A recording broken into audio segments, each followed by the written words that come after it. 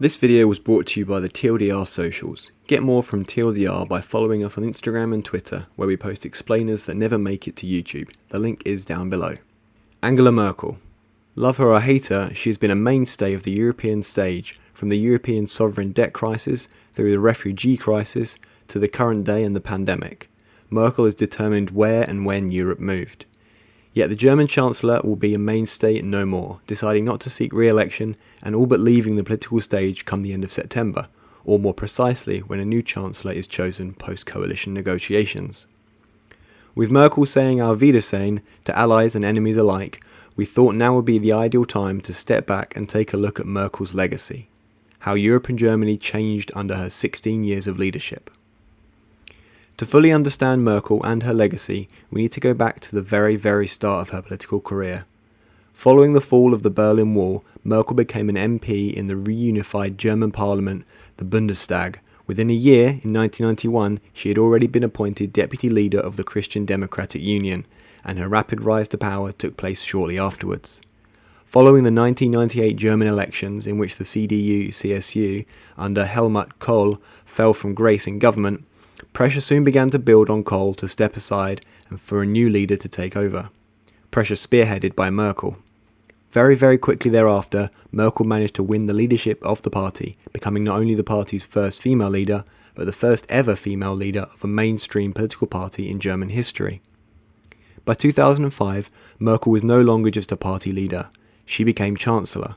Having beaten out the SPD by just a single percentage point in the federal election, Merkel's path to power wasn't easy, ultimately requiring a grand coalition consisting of both the CDU-CSU alliance as well as the centre-left Social Democrats, or the SPD.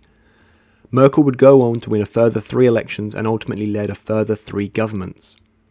According to the Times, when she took office, the unemployment rate had just peaked at 11.3%, and GDP had more or less stagnated for the best part of a decade. As she leaves it, unemployment is at 5.6%, despite a small jump caused by the pandemic. Even SPD cabinet colleagues have been impressed by her collegiate and patient leadership. It was ultimately this collegiate and patient leadership that led Merkel to acquire the nickname Mutti, or Mother. In any case, Merkel has had to tackle a number of crises: the financial crisis and ensuing European debt crisis, Ukraine, refugees, Brexit, and of course COVID-19. Arguably, Merkel's legacy has been defined by her responses to each of these in turn, and through each one we've seen Merkel herself go through a learning curve of her own. Let's start with the financial crisis. 2008 was a difficult year for leaders across the globe, but as the leader of Europe's largest economy, Merkel and Germany were particularly exposed. Quickly after the Lehman Brothers in the US collapsed, Germany's hypo real estate, HRE, followed, forcing Merkel to intervene and bail out the ailing firm. Given the systematic risk HRE posed to the German economy, simply allowing it to collapse was not an option. In any case, it wasn't enough, as quickly after that bank runs began, forcing Merkel again to reassure Germans that their money was safe with a €480 billion bailout package for German banks. The moves lessened the impact of the crisis, but it wouldn't be long before another much broader, much more dangerous crisis would rear its head. Which leads to the European sovereign debt crisis. In order to keep the economy functioning and money flowing through the system, many countries across Europe and the Eurozone followed Germany in bailing out their banks and other related financial institutions. The issue being that in order to bail out a bank, countries had to take on more and more debt. Seeing countries getting into more and more debt, investors and lenders began demanding a greater return on their loans, i.e. higher interest rates to cover the risk of defaulting on debt. This precipitated a deadly spiral. As interest rates on debt increased, it became harder to finance budgets and refinance existing debt, as lenders demanded even more security in the form of even higher interest rates.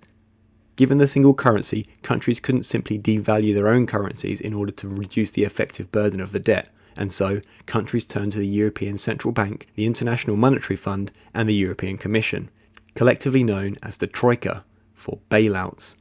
Now you may be wondering where Merkel comes into all this. Well, Merkel was initially very reluctant to bail out fellow European nations, sticking quite firmly to the requirement in European treaties that the ECB does not undertake monetary financing of governments, i.e. don't use the ECB to pay for government spending. That initial hard line led to immense speculation that Greece, among other nations, would drop out or be forced out of the euro. Only after Merkel warmed to the ECB's bond buying programme did pressure slowly but surely alleviate, culminating in Merkel stressing that if the euro fails, Europe fails, and we can't let that happen. Next up is Russia. On the European stage, throughout her 16-year career, there was always someone else there, another politician that remained constant, Vladimir Putin.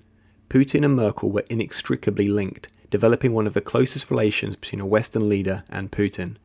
That relationship was fraught at times, most notably when it came to Russia's annexation of Crimea, and also regarding Nord Stream 2. On the Crimea side, Merkel, alongside the then French President François Hollande, was at the centre of the 16-hour-long ceasefire talks between Russia and Ukraine back in February of 2015. On the issue of Nord Stream 2, despite immense pressure from the US, Merkel pushed forward with the construction of the pipeline linking Germany and Russia, arguing, in the words of Politico, that it makes no difference whether a Russian gas molecule arrives in Germany via Ukraine or under the Baltic, and that repairing the 5-decade-old existing link via Ukraine would not be financially sensible.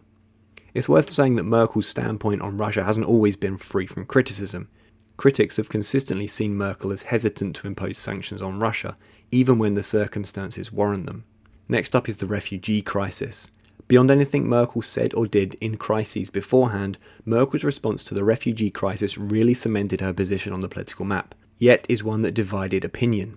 In the summer of 2015, the year in which it would later be revealed in excess of 1 million migrants and refugees crossed into Europe, Merkel exclaimed, "We can do this," pledging to accommodate more refugees in Germany and develop a far more compassionate approach to resettling those fleeing conflict.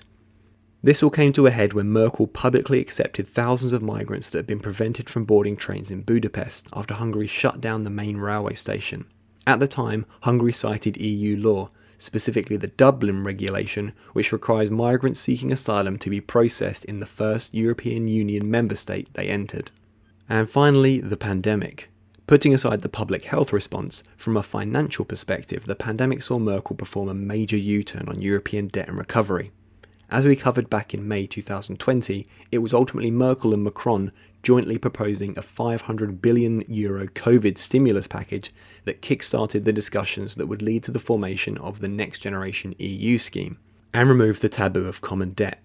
Having refused to mutualise debt at the height of the sovereign debt crisis, Merkel here acknowledged that a different course had to be taken, one in which European member states helped their fellow neighbours. In any case, Merkel remains one of the most highly regarded leaders in the world. Her net rating, according to YouGov, is 61 in Spain, 49 in France, 30 in Germany, and 15 in Britain. For some context, Boris Johnson has a -48 in Spain, -24 in France, -53 in Germany, and -22 in Britain. And when you drill down into the polling, 3 things in particular drive Merkel's popularity: Germany's society, Germany's reputation abroad, and above all, Germany's economy. In Spain alone, Merkel had a net score of +76 on her impact on Germany's economy. But what do you think? Was Merkel the EU's guardian angel, or a blockade to further progress? Will we see another Merkel-type figure on the European stage, or elsewhere? As always, let us know your thoughts in the comments below. Also, be sure to follow us on Twitter and Instagram for more TLDR content. You can follow just the TLDR EU socials, or go wild and follow whichever TLDR accounts interest you. Anyway, following and sharing our posts not only gets you more from us, but it really helps us out, so thanks a lot. And of course, be sure to subscribe and hit the bell icon to be notified whenever we post a video. Special thanks to our Patreon backers who make videos like this one possible. And if you want to see your name at the end of the videos, you too can back us on Patreon. The link to that is in the description.